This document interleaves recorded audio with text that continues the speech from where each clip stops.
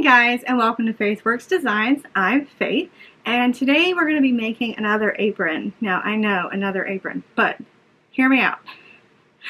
I love the thought of recycle and reduce and reuse and repurpose. So a customer came to me and said she wanted a Pioneer Woman apron for her sister for Christmas. And I cannot find Pioneer Woman material in yardage anywhere. I keep finding like the fat quarters or whatever. I can't find yardage. So she went to, I believe she went to Walmart, and she found this tablecloth. And it's the biggest that they have. It's 60 inches by 102 inches in length, which was perfect for all of my ties and everything else like that. So I said, I will give it a shot. It is, I believe, cotton. It's almost like a canvas that she brought me. So I will post a picture here of the finished product. So we're going to take this tablecloth, and I'm going to show you step by step on what to do to how to create an apron with a tablecloth. So let's get started. Okay, so I've got my tablecloth here ready to go. I went ahead and I've pressed everything so that it's nice and wrinkle free. And what I'm just doing is I'm flipping over a section that I think is going to be wide enough for the front. Now, if you don't have a pattern at home, you can always use something that you already have. So I have a Vera Bradley apron that somebody gave me, a good friend of mine. And I'm going to take it and I'm going to use it as my pattern. So what I did is I'm going to fold it in half like this, and then I'm going to put that half on the fold so that I can just make a basic copy cutout of that apron and just use that as my pattern.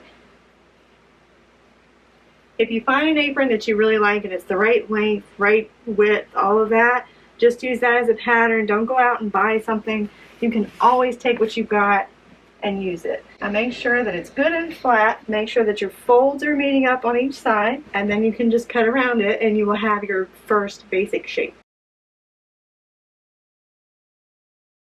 Alright, so now that we've done that, we have our basic shape for our apron with the neck and all that.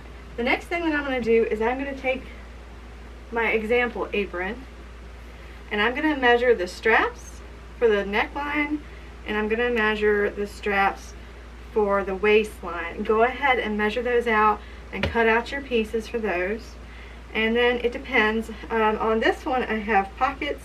On this one I am not going to put pockets because I'm going to be putting a crap ton of ruffles around it, and that's going to take forever. So we're just going to make it kind of plain and simple. But now that I've got my basic shape, this one is just square. I'm going to just take and kind of round out the bottom so that it's more rounded all the way up. Okay, so we made our ties, which took stinking forever because they're so small, and I was using the steam on my iron, and so it was like burning my hands, so it took forever. So what I did basically was took the 1 1/4, I made 1 1/4 strips. The tablecloth is 102 inches wide, I believe. So I just made the strips that length and then just folded them inside on themselves so that I made like a bias tape or a binding. Then what I did was I made strips that were 6 inches by the 102, and what I did was I pressed them closed so that I would have this. The next thing that I'm going to do is I'm going to be making my ruffles. I dislike ruffles so much, but we have a fork. So I'm going to show you guys, if you haven't seen it on my other apron video, I use a fork to be able to make my ruffles. And I got to try and make this stretch, the 102 inches, stretched into my diameter for the bottom of my apron. So that's going to be fun. Let's get started. Okay, so we've got our fabric, and the fold is on this side, or depending upon your right or left, which side you're going to start on. But basically, you're going to start with the rounded portion of your fork facing you, and then what you're going to do is you're going to roll it like that. Now, it'll be a whole lot easier when you've got it underneath your sewing machine, but that will make your little pleats for you, and you can just start again, sew a little bit so that it's sewn down, and then go like that, if that's what you want to do. Today, however, I think I'm just going to wing it because I'm going to try and make these pleats kind of small so that I can get the yardage that I need.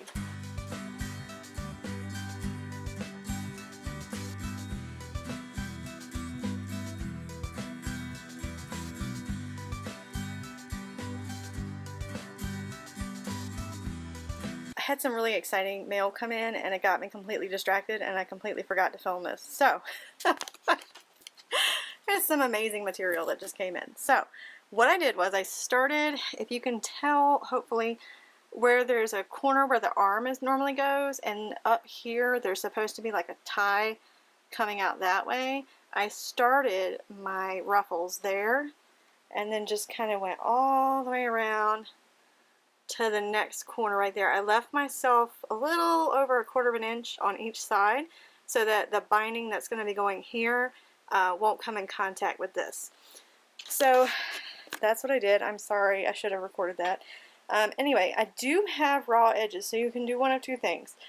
If you've got a serger, you can put it through your serger, and that way there's a finished edge there. Or what I'm going to do is I'm going to put some binding around that so that you don't see the raw edges. So hopefully I'll remember to record that, but there's some exciting mail coming, and I will have that in another video because I love it.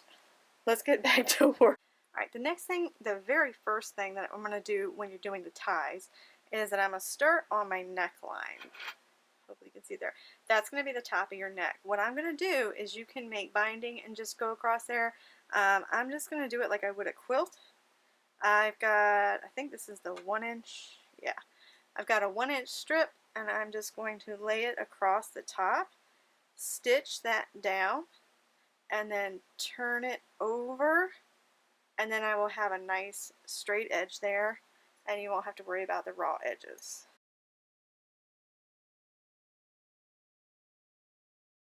All I need to do is take this, and you can go press it, but I'm just going to fold it over just like that and then sew that down so that there are no raw edges on the top of your apron.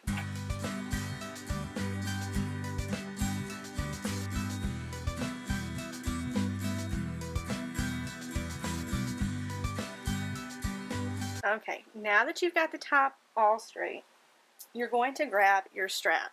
Now I did 102 inches because that was the length of the tablecloth. And then what I did was I measured my straps the very top, from the very top of the neckline until the end, and I got 28 inches. So what I did was I took my little strap that I had made and I counted from the top down to 28 inches. Okay, had a little interruption, sorry. So I put a pin in it, and what I did was took the side that's folded and I took the top of my apron and I'm just going to shove it inside there. Now you can pin or you can clip, but this is going to be on the edges so that you're binding the sides of your apron, and then you won't have any raw edges. So I'm going to do that as I sew because I'm in a hurry to play. Let's get it done. Alright, so we're going to start at the top, the very top of your chain, so it's attached to the top of your apron. We're going to start all the way at the top and then just sew till we get to our other part.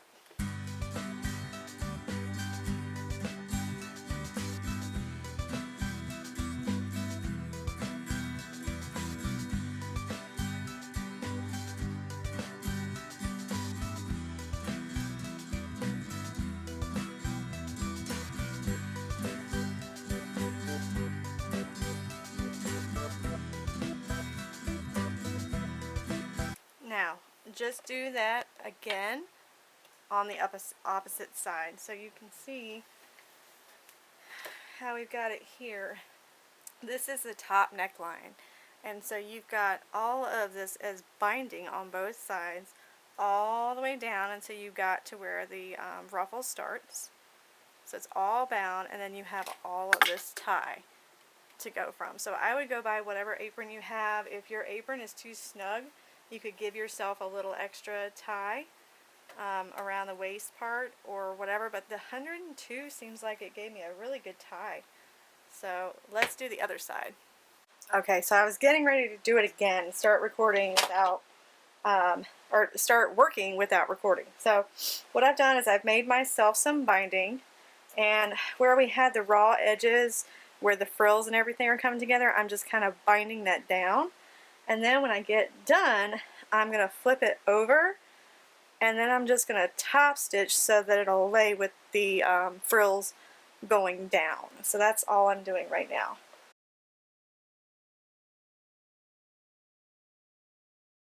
Okay, so I have got the binding all the way around the ruffle, so when you turn it over you won't see any kind of like the raw edges.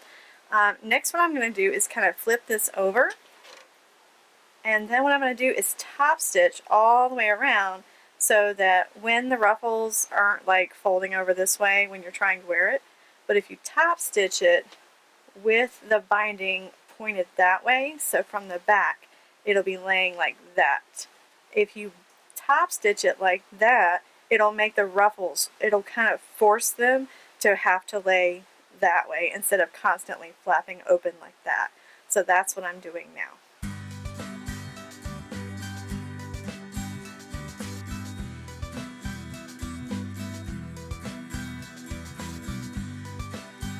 Alright, so what did you guys think? Love the ruffles. I didn't put pockets on this on the very front, which I can do later. I'm going to message her and find out if that's what she wants.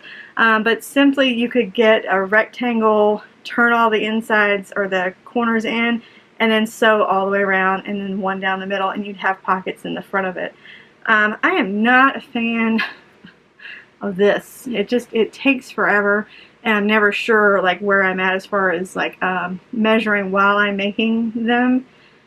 All of the ruffles just take forever. So if you don't want ruffles, you don't have to add ruffles, but as you can see, I kind of rounded out the bottom. Depending upon what kind of apron you have for your pattern, you can do that. If you've got, mine was just straight across. If you want it round, fold it in half and then just kind of do a circumference so that it's half a circle, and then when you open it up, you'll have your full roundness on the bottom. So if you like that video, you can give it a thumbs up. Or if you want to subscribe and hang around for some more crazy videos that we're going to be making, you just click that subscribe button and you will see the videos that are coming out. Or if you have any questions, comments, something I didn't cover. I know I got completely and utterly distracted by the mail coming in. It was a good mail day, and if there's not already, there will be a video about mail. I want to show you guys some of the places that I get some of my materials from. Not only my fabric, but also like the hardware that I use for my bags, just different things like that. So be on the lookout for that if it's not already posted. Thanks for joining us here again on Faith Works Designs. Bye guys.